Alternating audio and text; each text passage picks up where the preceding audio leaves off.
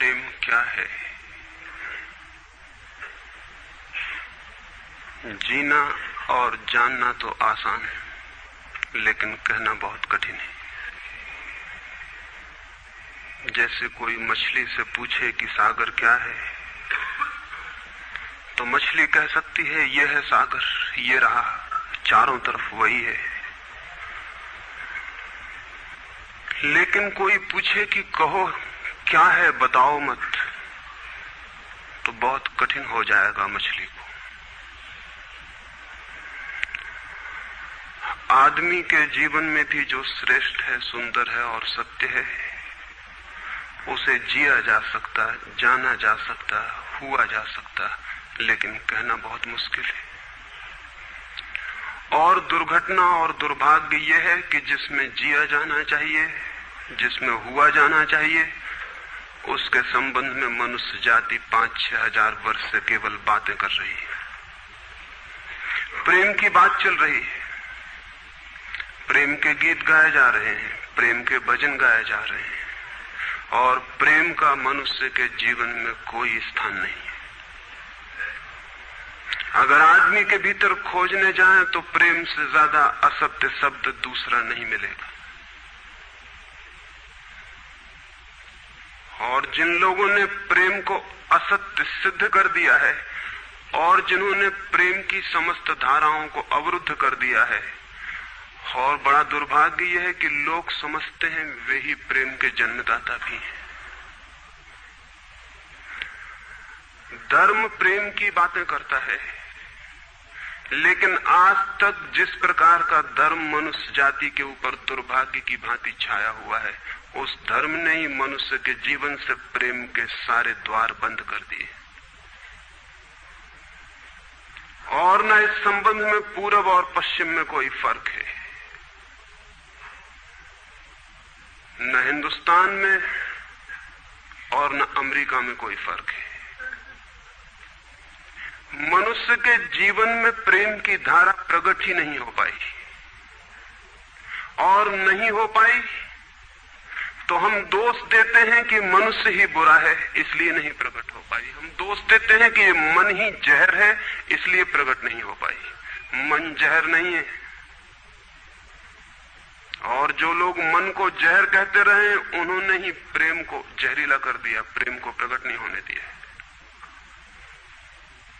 मन जहर हो कैसे सकता है? इस जगत में कुछ भी जहर नहीं है।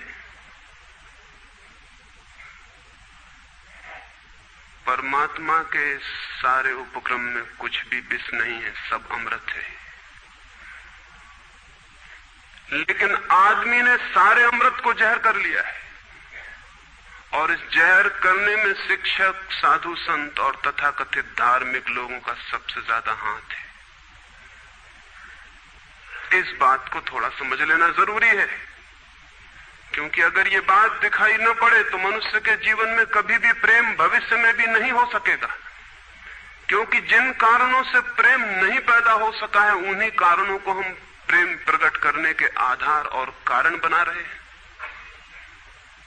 हालतें ऐसी हैं कि गलत सिद्धांतों को अगर हजारों वर्ष तक दोहराया जाए तो फिर हम ये भूल ही जाते हैं कि सिद्धांत गलत हैं, और दिखाई पड़ने लगता है कि आदमी गलत है, क्योंकि उन सिद्धांतों को पूरा नहीं कर पा रहा है। मैंने सुना है एक सम्राट के महल के नीचे से एक पंखा बेचने वाला गुजरता था और जोर से चिल्ला रहा था कि अनूठे और अद्भुत पंखे मैंने निर्मित किए।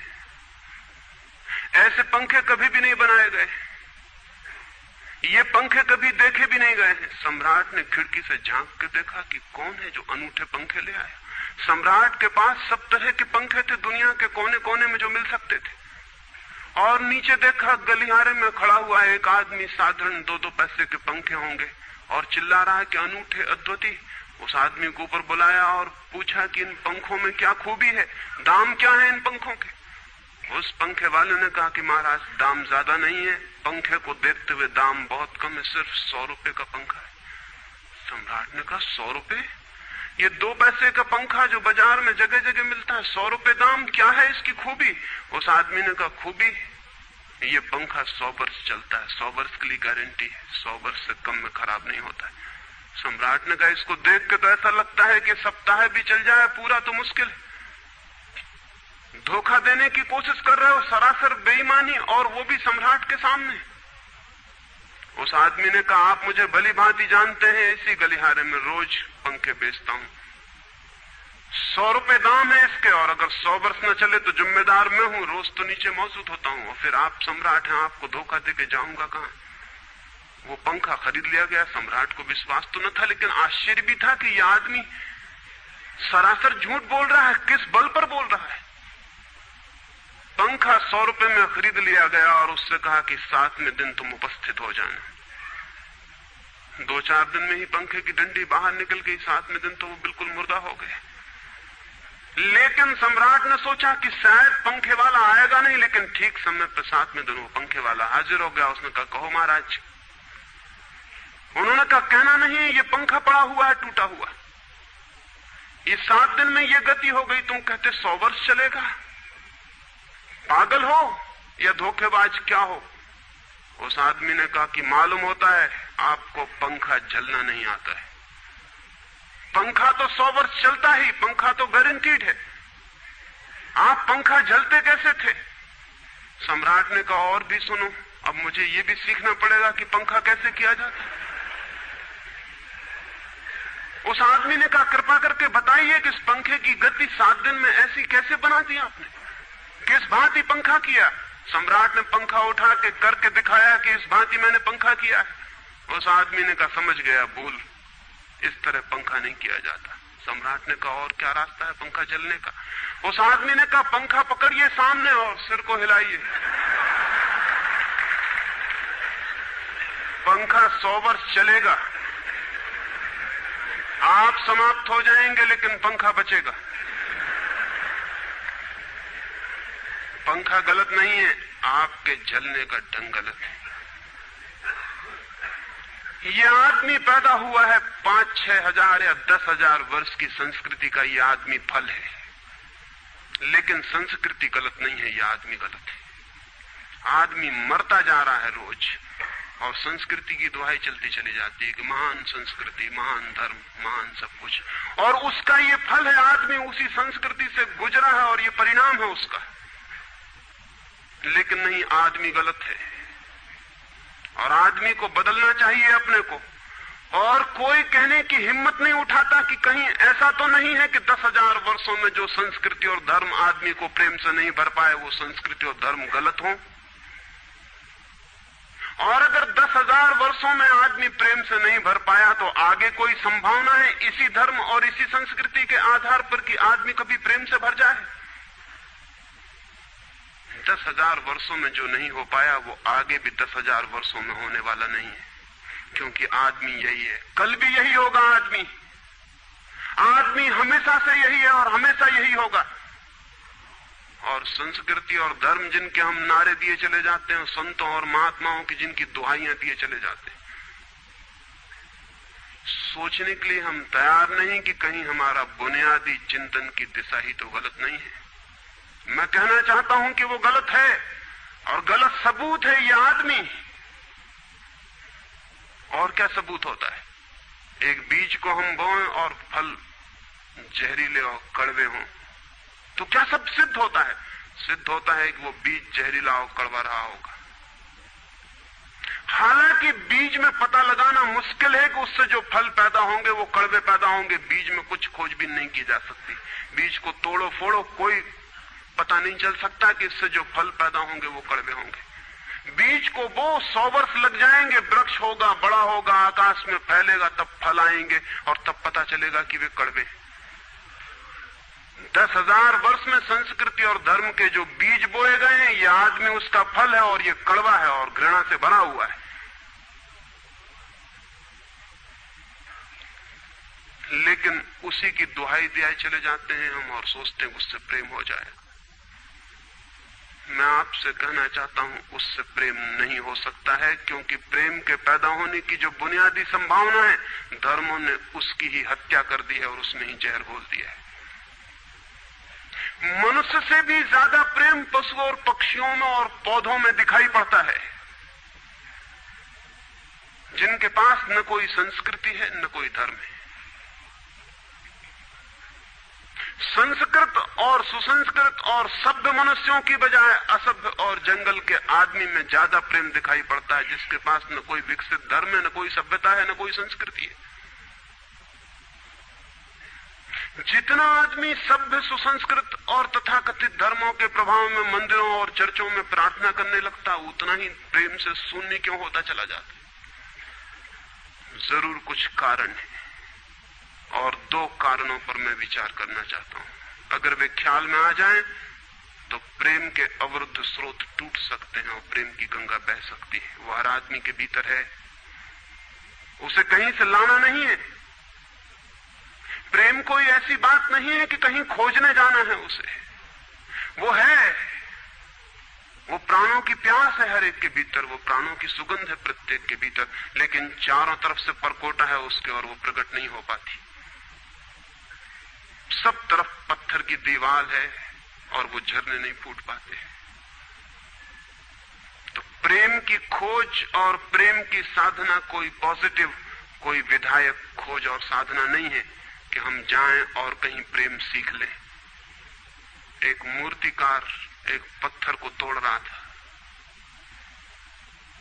कोई देखने गया था कि मूर्ति कैसे बनाई जाती है।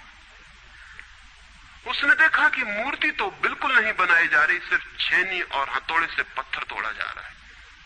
तो उस आदमी ने पूछा कि आप क्या कर रहे हैं, मूर्ति नहीं बनाएंगे? मैं तो मूर्ति का बनना देखने आया हूं, आप तो सिर्फ पत्थर तोड़ रहे हैं। उस मूर्तिकार ने कहा कि मूर्ति तो पत्थर के भीतर छिपी है, उसे बनाने की जरूरत नहीं है, सिर्फ उसके ऊपर जो व्यर्थ पत्थर जुड़ा है उसे अलग कर देने की जरूरत है और मूर्ति प्रकट हो जाएगी।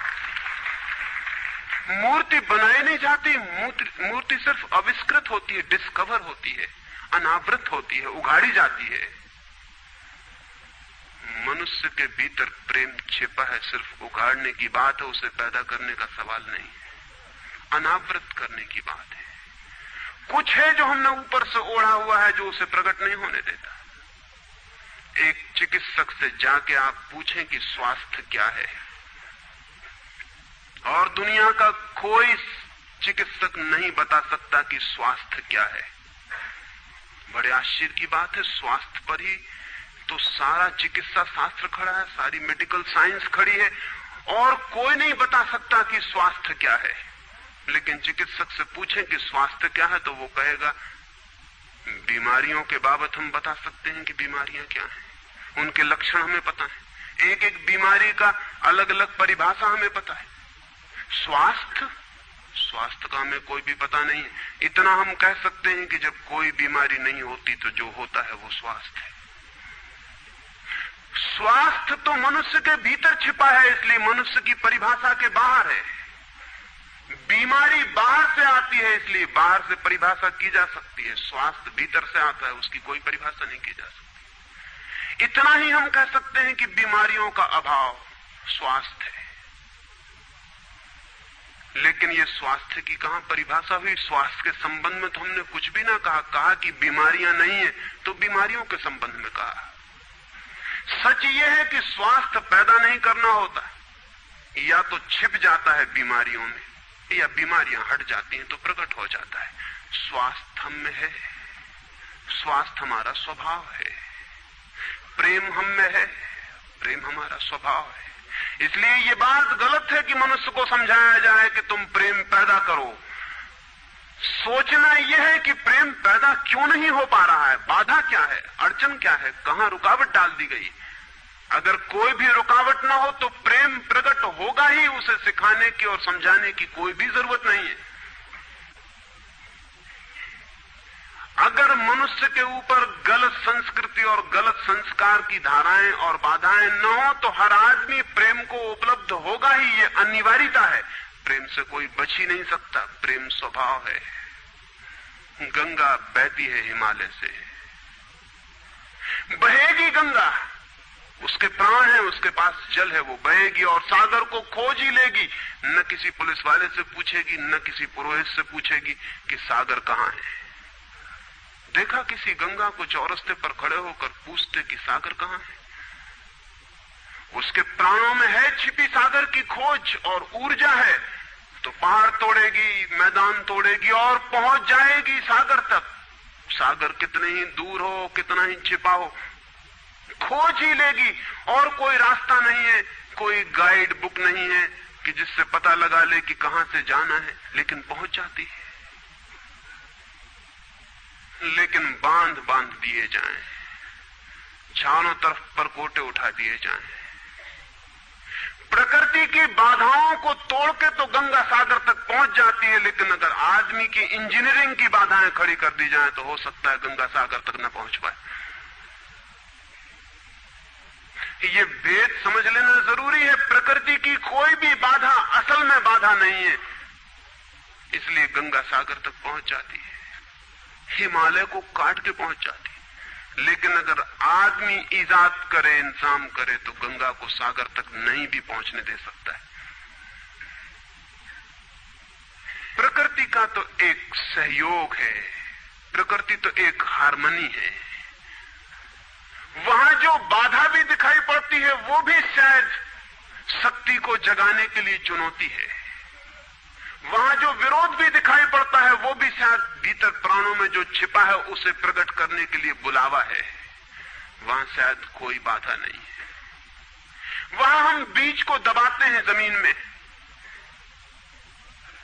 दिखाई पड़ता है कि जमीन की एक परत बीज के ऊपर पड़ी है, बाधा दे रही, लेकिन वो बाधा नहीं दे रही। अगर वो परत ना होगी तो बीज अंकुरित भी नहीं हो पाएगा। ऐसे दिखाई पड़ता है कि एक परत जमीन की बीज को नीचे दबा रही है, लेकिन वो परत दबा इसलिए रही है ताकि बीज दबे, गले और टूट जाए और अंकुर बन जाए। ऊपर से दिखाई पड़ता है वो जमीन बाधा दे रही, लेकिन वो जमीन मित्र है और सहयोग कर रही बीज को प्रकट करने में। प्रकृति तो एक हार्मनी है, एक संगीतपूर्ण लयबद्धता है, लेकिन आदमी ने जो जो निसर्ग के ऊपर इंजीनियरिंग की है, जो जो उसने अपने यांत्रिक धारणाओं को ठोंकने की और बिठाने की कोशिश की है, उससे गंगाएं रुक गई हैं, जगह जगह अवरुद्ध हो गई हैं। और फिर आदमी को दोष दिया जाता है। किसी बीज को दोष देने की जरूरत नहीं है। अगर वो पौधा न बन पाए तो हम कहेंगे कि जमीन नहीं मिली होगी, ठीक, पानी नहीं मिला होगा, ठीक, सूरज की रोशनी नहीं मिली होगी, ठीक। लेकिन आदमी के जीवन में खिल न पाए फूल प्रेम का तो हम कहते हैं तुम हो जिम्मेवार। और कोई नहीं कहता कि भूमि ना मिली होगी, ठीक, पानी ना मिला होगा, ठीक, सूरज की रोशनी ना मिली होगी, ठीक। इसलिए यह आदमी का पौधा अवरुद्ध रह गया, विकसित नहीं हो पाया, फूल तक नहीं पहुंच पाया। मैं आपसे कहना चाहता हूं कि बुनियादी बाधाएं आदमी ने खड़ी की हैं। प्रेम की गंगा तो बह सकती है और परमात्मा के सागर तक पहुंच सकती है। आदमी बना उस लिए है कि वो बहे और प्रेम बहे और परमात्मा तक पहुंच जाए, लेकिन हमने कौन सी बाधाएं खड़ी कर दी? पहली बात, आज तक मनुष्य की सारी संस्कृतियों ने सेक्स का, काम का, वासना का विरोध किया है। इस विरोध ने मनुष्य के भीतर प्रेम के जन्म की संभावना तोड़ दी, नष्ट कर दी। इस निषेध ने, क्योंकि सच्चाई यह है कि प्रेम की सारी यात्रा का प्राथमिक बिंदु काम है, सेक्स है। प्रेम की यात्रा का जन्म गंगोत्री, जहां से गंगा पैदा होगी प्रेम की, वो सेक्स है, वो काम है। और उसके सब दुश्मन है, सारी संस्कृतियां और सारे धर्म और सारे गुरु और सारे महात्मा। तो गंगोत्री पर ही चोट कर दी, वहीं रोक दिया। पाप है काम, अधम है काम, जहर है काम। और हमने सोचा भी नहीं कि काम की ऊर्जा ही, सेक्स एनर्जी ही अंततः प्रेम में परिवर्तित होती और रूपांतरित होती। प्रेम का जो विकास है वो काम की शक्ति का ही ट्रांसफॉर्मेशन है, वो उसी का रूपांतरण है। एक कोयला पड़ा हो और आपको ख्याल भी नहीं आएगा कि कोयला ही रूपांतरित होकर हीरा बन जाता है। हीरे और कोयले में बुनियादी रूप से कोई भी फर्क नहीं है। हीरे में भी वही तत्व हैं जो कोयले में है, और कोयला हजारों वर्ष की प्रक्रिया से गुजर के हीरा बन जाता है, लेकिन कोयले की कोई कीमत नहीं है। उसे कोई घर में रखता भी है तो ऐसी जगह जहां दिखाई न पड़े, और हीरे को लोग छातियों पर लटका के घूमते हैं कि वो दिखाई पड़े। और हीरा और कोयला एक ही है, लेकिन कोई दिखाई नहीं पड़ता कि इन दोनों के बीच अंतर संबंध है, एक यात्रा है। कोयले की शक्ति ही हीरा बनती है, और अगर आप कोयले के दुश्मन हो गए, जो कि हो जाना बिल्कुल आसान है क्योंकि कोयले में कुछ भी नहीं दिखाई पड़ता, तो हीरे के पैदा होने की संभावना भी समाप्त हो गई, क्योंकि कोयला ही हीरा बन सकता था। सेक्स की शक्ति ही, काम की शक्ति ही प्रेम बनती है, लेकिन उसके विरोध में सारे दुश्मन हैं उसके, अच्छे आदमी उसके दुश्मन हैं। और उसके विरोध ने प्रेम के अंकुर भी नहीं फूटने दिए, और जमीन से प्रथम से पहली सीढ़ी से नष्ट कर दिया भवन को। फिर वो हीरा नहीं बन पाता कोयला, क्योंकि उसके बनने के लिए जो स्वीकृति चाहिए, जो उसका विकास चाहिए, जो उसको रूपांतरित करने की प्रक्रिया चाहिए, उसका सवाल ही नहीं उठता। जिसके हम दुश्मन हो गए, जिसके हम शत्रु हो गए, जिससे हमारी द्वंद्व की स्थिति बन गई और जिससे हम निरंतर लड़ने लगे, अपनी ही शक्ति से आदमी को लड़ा दिया गया है, सेक्स की शक्ति से आदमी को लड़ा दिया गया है। और शिक्षाएं दी जाती हैं कि द्वंद्व छोड़ना चाहिए, कॉन्फ्लिक्ट छोड़नी चाहिए, लड़ना नहीं चाहिए। और सारी शिक्षाएं बुनियाद में सिखा रही हैं कि लड़ो, मन जहर है तो मन से लड़ो, जहर से तो लड़ना पड़ेगा। सेक्स पाप है तो उससे लड़ो।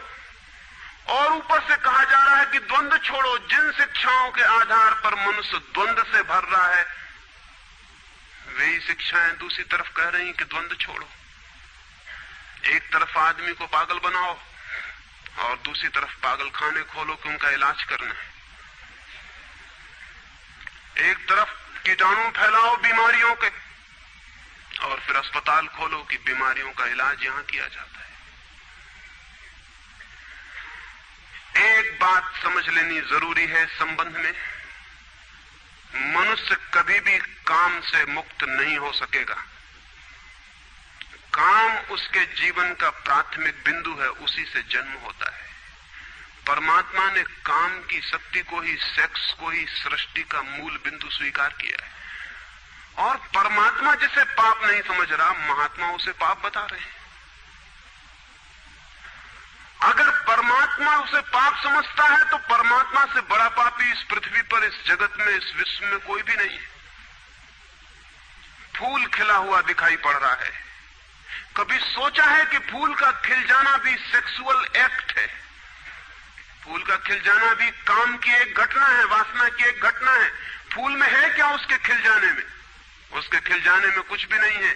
वे बिंदु हैं, पराग के, वीरी के कण हैं, जिन्हें तितलियां उड़ा के दूसरे फूलों पे ले जाएंगी और नया जन्म देंगी। एक मोर नाच रहा है और कवि गीत गा रहे हैं, और संत भी देख के प्रसन्न होंगे, लेकिन उन्हें ख्याल नहीं कि नृत्य एक सेक्सुअल एक्ट है। मोर पुकार रहा है अपनी प्रेयसी को या अपने प्रेमी को, वो नृत्य किसी को रिझाने के लिए। पपीहा गीत गा रहा है, कोयल बोल रही है। एक आदमी जवान हो गया है, एक युवती सुंदर होकर विकसित हो गई है। वो सब की सब सेक्सुअल एनर्जी की अभिव्यक्तियां हैं। वो सब का सब काम का ही रूपांतरण, वो सब का सब काम की ही अभिव्यक्ति, काम की ही अभिव्यंजना है। सारा जीवन, सारी अभिव्यक्ति, सारी फ्लावरिंग काम की है। और उस काम के खिलाफ संस्कृति और धर्म आदमी के मन में जहर डाल रहे हैं, उससे लड़ाने की कोशिश कर रहे हैं। मौलिक शक्ति से मनुष्य को उलझा दिया है लड़ने के लिए, इसलिए मनुष्य दीनहीन, प्रेम से रिक्त और थोथा और नाकुछ हो गया है। काम से लड़ना नहीं है, काम के साथ मैत्री स्थापित करनी है और काम की धारा को और ऊंचाइयों तक ले जाना है। किसी ऋषि ने किसी वधू को, 9 वर और वधू को आशीर्वाद देते हुए कहा था कि तेरे 10 पुत्र पैदा हों और अंततः तेरा पति तेरा 11वां पुत्र हो जाए।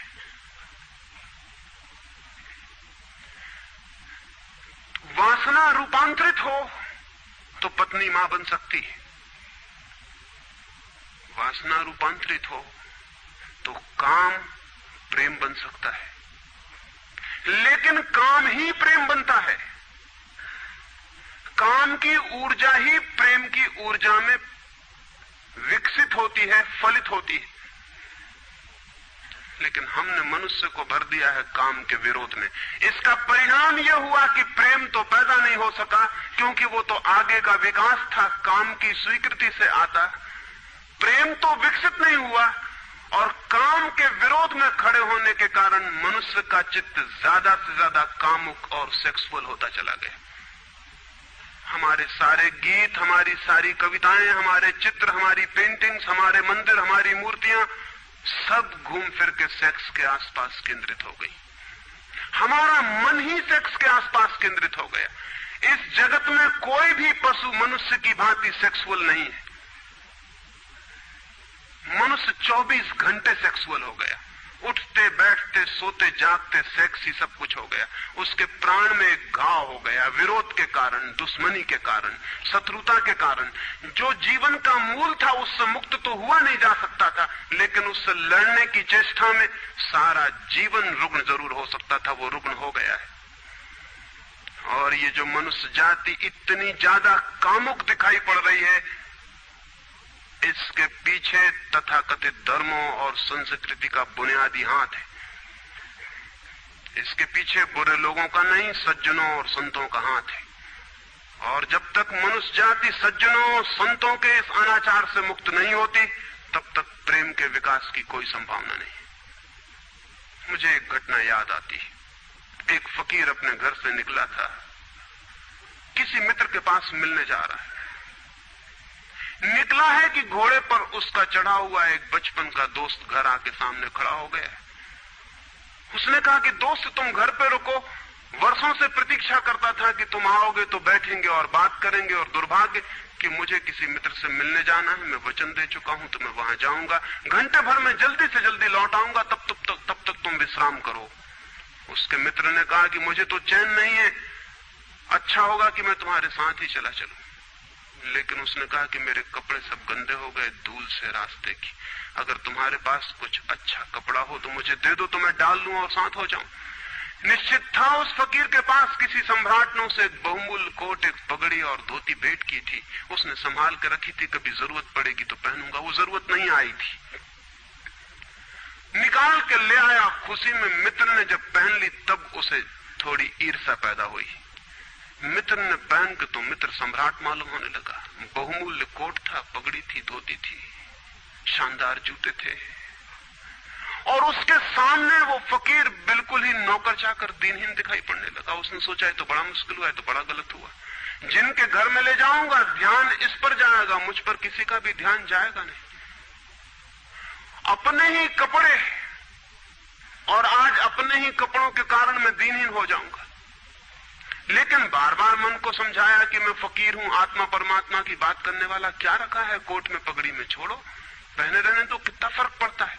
लेकिन जितना समझाने की कोशिश की कि कोट पगड़ी में क्या रखा है, कोट पगड़ी ही उसके मन में घूमने लगी। मित्र दूसरी बात करने लगा, लेकिन वो भीतर तो, ऊपर तो कुछ और दूसरी बातें कर रहा है, लेकिन वहां उसका मन नहीं है, भीतर उसे बस कोट और पगड़ी। रास्ते पर जो भी आदमी देखता है उसको कोई भी नहीं देखता, मित्र की तरफ सबकी आंखें जाती हैं। वो बड़ा मुश्किल में पड़ गया कि तो आज अपनी भूल कर ली, अपने हाथ से भूल कर ली। जिनके घर जाना था वहां पहुंचा, जाके परिचय दिया कि मेरे मित्र हैं, जमाल, बचपन के दोस्त हैं, बहुत प्यारे आदमी हैं। और फिर अचानक अनजाने मुंह से निकल गया कि रह गए कपड़े, सो कपड़े मेरे हैं। क्योंकि मित्र भी जिनके घर गए थे वो भी उसके कपड़ों को देख रहे थे, और भीतर उसके चल रहा था कोट पगड़ी, मेरी कोट पगड़ी, और उन्हीं की वजह से मैं परेशान हो रहा हूं। निकल गया मुंह से कि रह गए कपड़े, कपड़े मेरे। मित्र भी हैरान हुआ, घर के लोग भी हैरान हुए कि क्या पागलपन की बात है। ख्याल उसको भी आया बोल जाने के बाद, तब पछताया कि तो भूल हो गई, पछताया तो और दबाया अपने मन को, बाहर निकल के क्षमा मांगने लगा कि क्षमा कर दो, बड़ी गलती हो गई। मित्र ने कहा मैं तो हैरान हुआ कि तुमसे निकल कैसे गया। उसने कहा कि कुछ नहीं, सिर्फ जबान की चूक हो गई। हालांकि जबान की चूक कभी भी नहीं होती है, भीतर कुछ चलता होता है तो कभी कभी बेमौके जबान से निकल जाता है, चूक कभी नहीं होती। माफ कर दो, भूल हो गई। कैसे ये ख्याल आ गया कुछ समझ में नहीं आता, हालांकि पूरी तरह समझ में आ रहा था कि ख्याल कैसे आया है। दूसरे मित्र के घर गए। अब वो तय करता रहा रास्ते में कि अब चाहे कुछ भी हो जाए, ये नहीं कहना है कि कपड़े मेरे हैं, पक्का कर लेना है अपने मन को। घर के द्वार पर उसने जाके बिल्कुल दृढ़ संकल्प कर लिया कि ये बात नहीं उठानी कि कपड़े मेरे। लेकिन उस पागल को पता नहीं कि जितना वो दृढ़ संकल्प कर रहा है इस बात का, वो दृढ़ संकल्प बता रहा है इस बात को कि उतने ही जोर से उसके भीतर ये भावना घर कर रही कि कपड़े मेरे। आखिर दृढ़ संकल्प किया क्यों जाता है? एक आदमी कहता है कि मैं ब्रह्मचर्य का दृढ़ व्रत लेता हूं, उसका मतलब है उसके भीतर कामुकता दृढ़ता से धक्के मार रही, नहीं तो और कारण क्या है? एक आदमी कहता है कि मैं कसम खाता हूं कि आज से कम खाना खाऊंगा, उसका मतलब यह है कि कसम खानी पड़ रही, ज्यादा खाने का मन है उसका। और तब अनिवार्य रूप में द्वंद्व पैदा होता है। जिससे हम लड़ना चाहते हैं वही हमारी कमजोरी है, और तब द्वंद्व पैदा हो जाना स्वाभाविक है। वो लड़ता हुआ दरवाजे के भीतर गया, संभल संभल के बोला कि मेरे मित्र हैं, लेकिन जब वो बोल रहा है तब उसको कोई नहीं देख रहा, उसके मित्र कोई उस घर के लोग देख रहे हैं।